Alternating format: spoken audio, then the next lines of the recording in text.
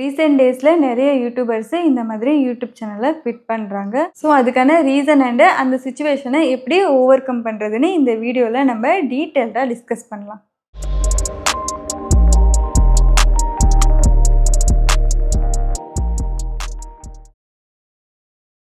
யூடியூப்ல பார்த்தீங்கன்னா சக்ஸஸ் இன்ஸ்டண்ட்டாக வராது. சில பேருக்கு ஒரு மாதம் ஆகலாம், இல்லை சில பேருக்கு ஒரு வருஷம் கூட ஆகலாம். லோ வியூஸ் பார்த்துட்டு நிறைய பேர் கிவ் அப் பண்ணுறாங்க. பட் யூடியூப்ல பேஷன்ஸ் ரொம்பவே முக்கியம். லோ வியூஸ் இருந்தாலும் கண்டினியூஸாக வீடியோஸ் போஸ்ட் பண்ணுங்கள். நீங்கள் கன்சிஸ்டண்ட்டாக இருந்தீங்கன்னா கண்டிப்பாக ஃப்யூச்சரில் உங்களோட வியூஸ் அதிகமாக ஆகும். ப்ரொசஸ் ஸ்லோவாக இருந்தாலும் அதுக்கு கிடைக்க போகிற விக்ட்ரி ரொம்பவே பெருசாக இருக்கும். ஸோ பொறுமையாக இருங்க, கண்டினியூஸாக வீடியோஸ் அப்லோட் பண்ணுங்கள். நிறைய பேர் என்கிட்ட டிஎஸ்எல்ஆர் இல்லை, மைக் இல்லைன்னு இந்த மாதிரி யூடியூப்பை குவிட் பண்ணுறாங்க.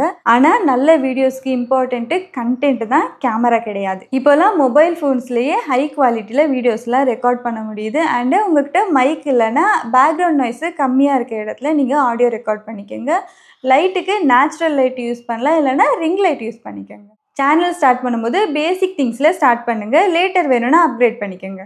நிறைய கிரியேட்டர்ஸு வேகனாக டிமோட்டிவேட் ஆகிறது இந்த நெகட்டிவ் கமெண்ட்ஸுக்கு. So don't worry about negative comments.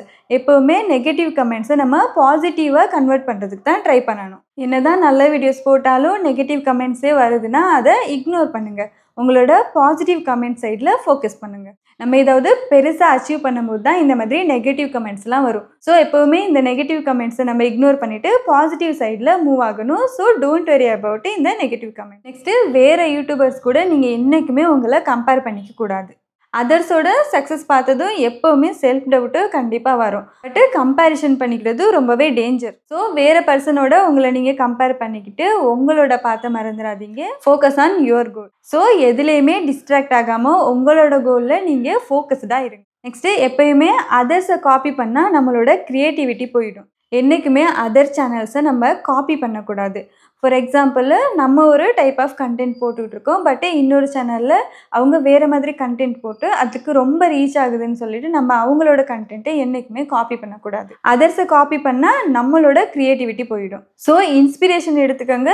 Videos எல்லாமே உங்களோட ஸ்டைலில் பண்ணுங்கள். பி ரியலாக ஆடியன்ஸுக்கு ஒரிஜினாலிட்டி தான் பிடிக்கும். ஸோ ஃபிட் பண்ணுறதுக்கு முன்னாடி யோசிங்க, நீங்கள் ரொம்ப சீக்கிரமாகவே கிவ் அப் பண்ணுறீங்களோன்னு. ஸ்ட்ரகிள்ஸு எல்லாருக்கும் இருக்கும். அதை ஓவர் கம் பண்ணால் தான் சக்ஸஸ் வரும். ஸோ நீங்கள் யூடியூப்பை குவிட் பண்ணுறதுன்னு டிசைட் பண்ணிட்டீங்கன்னா கொஞ்சம் திங்க் பண்ணிவிட்டு மூவ் பண்ணுங்கள்.